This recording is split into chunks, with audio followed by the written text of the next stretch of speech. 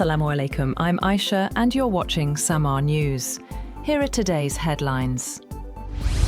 USN and Iranian officials have said that they had reached an agreement to end their war and reopen the Strait of Hormuz. US President Donald Trump wrote on his Truth Social platform, "The deal with Iran is now complete." The memorandum of understanding is scheduled to be officially signed on Friday in Switzerland. The precise terms were not immediately known. In a statement, Iran's Supreme National Security Council said war and military operations on all fronts, including Lebanon, would end permanently starting on Monday night.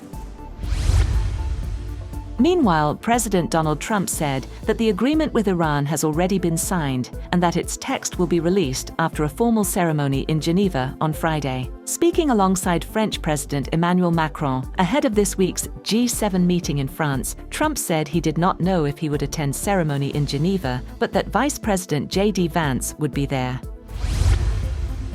President Donald Trump has said that oil tankers are beginning to move out of the Strait of Hormuz. In a social media post, Trump said many ships loaded with oil are using what he called a safe southern route, adding that traffic through the vital waterway is starting to resume.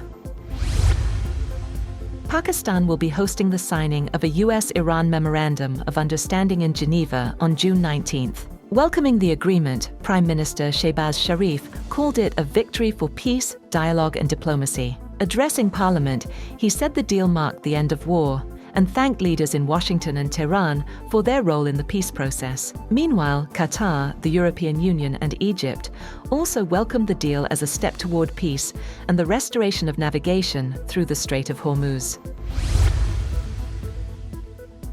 Iranian media has released details of a proposed memorandum of understanding between Iran and the United States. According to Iranian media, the reported 14-point draft provides for the release of $24 billion in frozen Iranian assets during a 60-day negotiation period. The reported memorandum proposes that the Strait of Hormuz will be opened on Friday after the agreement is signed, while the US naval blockade would also be completely lifted within the same period. According to the report, Washington would withdraw forces from around Iran and allow traffic through the Strait of Hormuz to resume under Iranian supervision.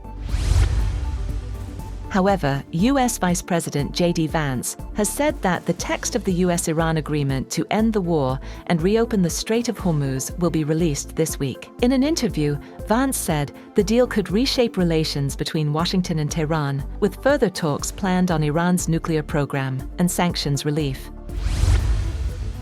Meanwhile, Iran has said that it will charge ships for maritime services in the Strait of Hormuz instead of imposing transit tolls. The clarification came as US Vice President J.D. Vance said Washington expects the vital shipping lane to remain open to toll-free passage under a new US-Iran agreement.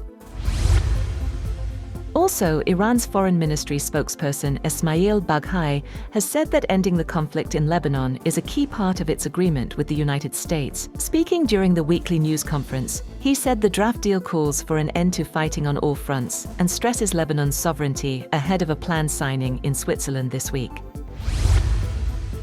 4 people have been killed, while the Kiev-Pechersk Lavra monastery, a symbol of Ukrainian spiritual and cultural history, has caught fire in the heaviest Russian air attack on the Ukrainian capital in 2 weeks. Timur Tkachenko, the head of the capital's military administration, said the central Kiev-Pechersk Lavra monastery, a UNESCO World Heritage Site founded in 1051, was seriously damaged in a direct attack. As towering flames rose over the monastery, residents took shelter underground in the worst Russian attack on Ukraine since early June.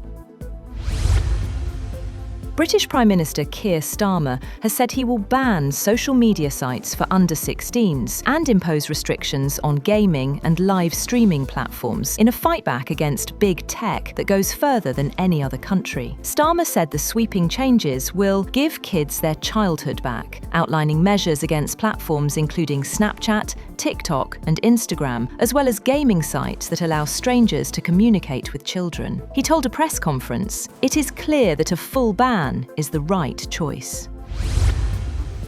Oil prices have slipped to their lowest since March, after US President Donald Trump and Iran's deputy foreign minister said they had reached an initial deal to end the war and to resume traffic through the Strait of Hormuz. Brent crude futures have fallen $4.08, or 4.7%, to $83.25 a barrel, and US West Texas Intermediate was at $80.53, down $4.35, or 5.1%.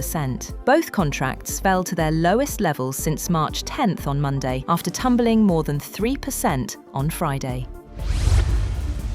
And the Holy Kaaba in Makkah has been draped in a new kiswa to mark the start of the Islamic New Year. The black silk covering, embroidered with Quranic inscriptions, was installed in a traditional ceremony at Islam's holiest site, where millions of pilgrims gather each year for Hajj.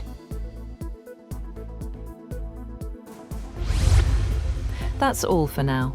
For more updates, visit www.samaa.tv.